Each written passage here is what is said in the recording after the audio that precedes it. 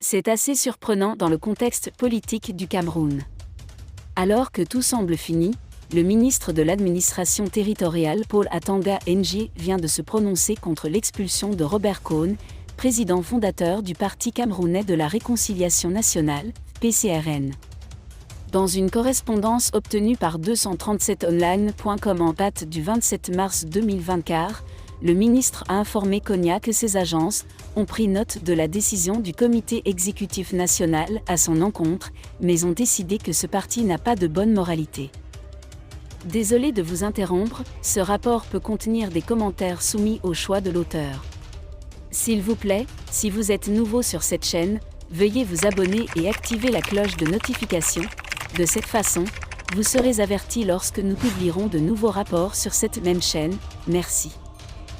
Un jeu théâtral consistant à mélanger les cartes et à poser les questions. En intervenant ainsi dans la crise interne du PCRN, Paul Atanga Nji ne pouvait pas laisser passer l'occasion de faire parler de lui. Le ministre de l'administration territoriale, célèbre pour son interventionnisme global, assume cette fois le rôle d'arbitre dans les différends entre les partis.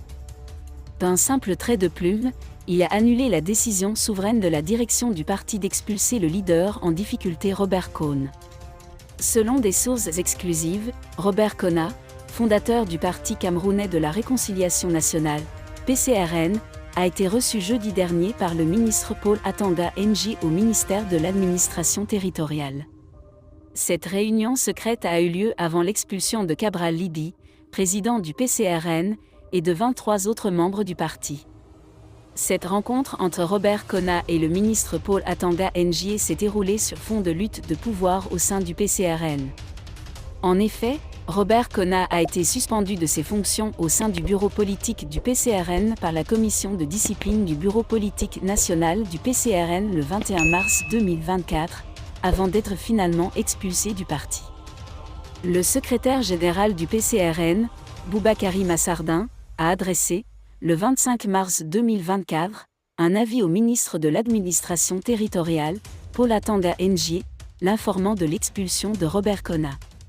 Cependant, le ministre a répondu qu'il ne pouvait pas accepter cette exception en raison de violation de la constitution du Parti camerounais de la Réconciliation nationale, PCRN, et d'une qualité insuffisante. Le 28 mars 2024, Robert Koné a adressé à Paul Atanga Nji une liste des personnes définitivement exclues du PCRN, dont le président Cabral Libby et le directeur de la communication Armando Okola. La réponse du ministre de l'administration territoriale est attendue.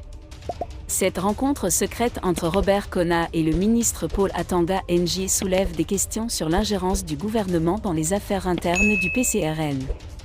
Les observateurs politiques suivent de près l'évolution du parti alors que la lutte pour le pouvoir entre Robert Koné et Cabral Libby se poursuit.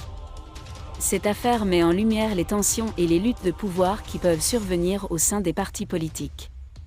L'intervention du gouvernement sur les affaires intérieures du parti soulève une question sur la démocratie et la revendication librement à Cameroun. Nous appelons nos lecteurs pour surveiller attentivement le développement de cette situation et partager nos opinions dans nos opinions.